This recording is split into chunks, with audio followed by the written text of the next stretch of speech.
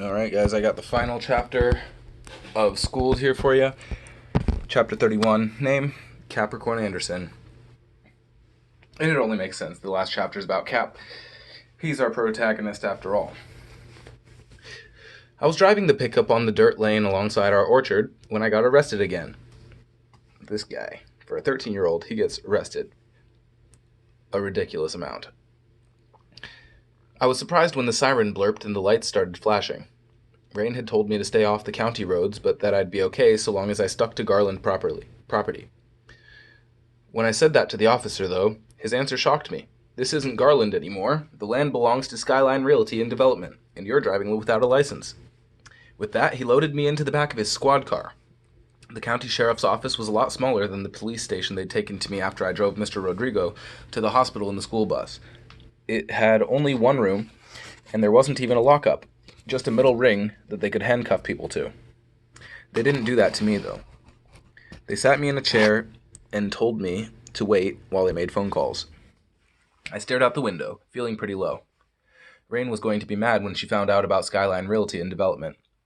I think it's funny that he knows that she'll be more mad about that than him getting arrested.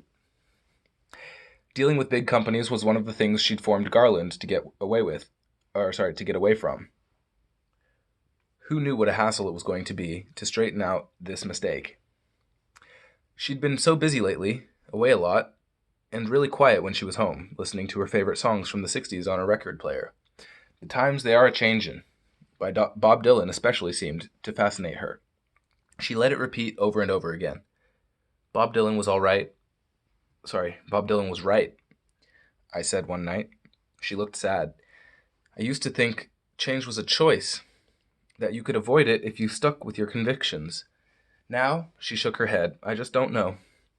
I'd almost asked her if she heard that they hardly ever made vinyl records anymore, that it was all CDs and MP3s and DAT files. I decided not to. Even more change was probably the last thing she wanted to deal with. It had been a tough couple of weeks since the Halloween dance that wasn't a dance at all. I wondered if I'd ever be happy again. I knew I didn't fit in at C average. But Garland wasn't exactly right for me either.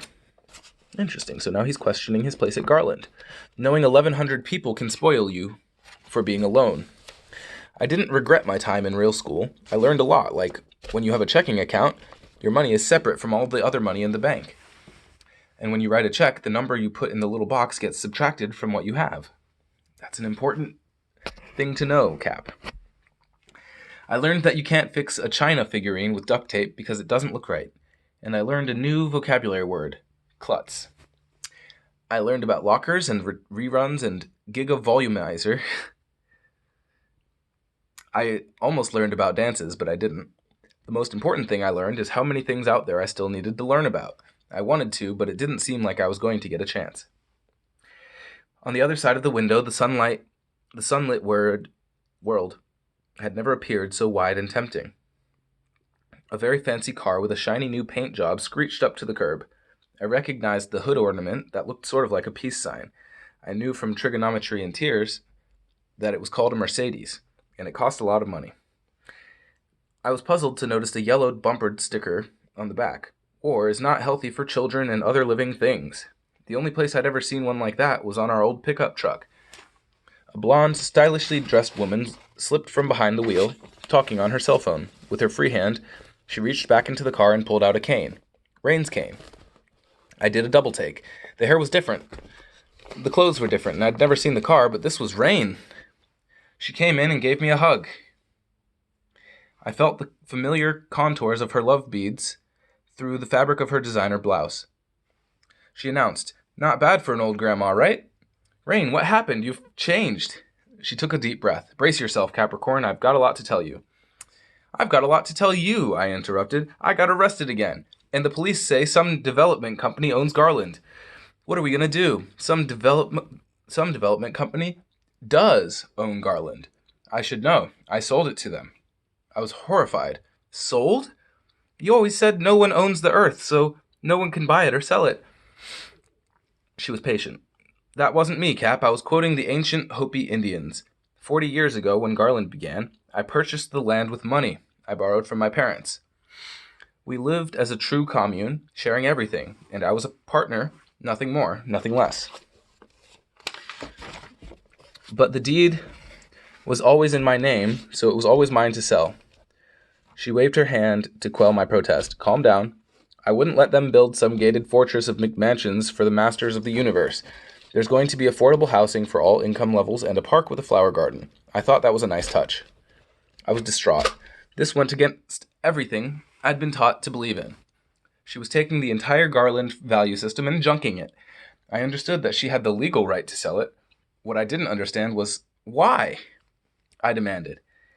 You lived this way for 40 years. You kept on long after the other communities and communes shut down and disappeared. Why stop now? Oh, Cap, I thought you knew. I did it for you. Me? My accident was a wake-up call. I'm not planning on dying anytime soon, but you'll eventually outlive me. When I'm gone, you'll have to get along in the real world.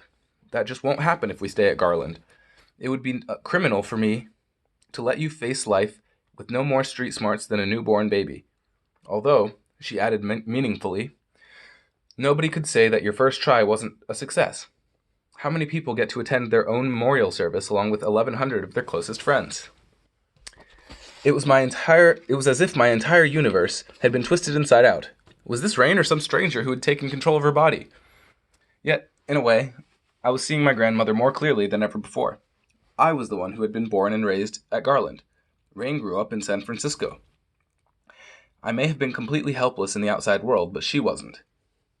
Besides, she went on, her eyes twinkling, some incredible things have been happening in the real estate market since the 60s. I just sold Garland for $17 million. Oh my goodness. That explains the Mercedes. I stared at her for a long time. That's a lot, isn't it? She nodded. We're rich, but don't worry, we're not turning our backs on what Garland represents. With this money, we can accomplish more than we could by living there for 1,000 years. You had the right idea with the student activity fund checks. I see a charitable foundation. The Garland Foundation, maybe? The 60s may be over, but the spirit is stronger than ever. I chewed on this. So what happens now? Where are we going to live? I bought us a condo, she replied. It won't be ready for a few days. And I'll be tied up with the details, so I've arranged for you to stay with a family near the new school you'll be attending. I must have looked miserable, because she added, you'll like these people, honestly. She took the cell phone from her suit pocket, flipped it open, and handed it to me. Hello? Hey, Freakazoid, I hear you're moving back in. The grin must have split my face. So the new school is... Rain smiled too. I can think of 1,100 kids who are going to be really happy to have you back. And I already knew all their names. So it looks like Cap's going back to regular school. They're rich from selling the farm. Rain has had a change in attitude and decided that it's important for Capricorn to learn how to live in the real world. And yeah, that's a happy ending if I've ever heard one. Moreover, I believe Hugh Winkleman and Zach Powers, they became friends somehow. So that's pretty interesting. Zach seems to be a lot less of a bully. Sophie is going to be nice to Cap from now on, it seems like. Although she's still calling him Freakazoid. But I think he enjoys that for whatever reason.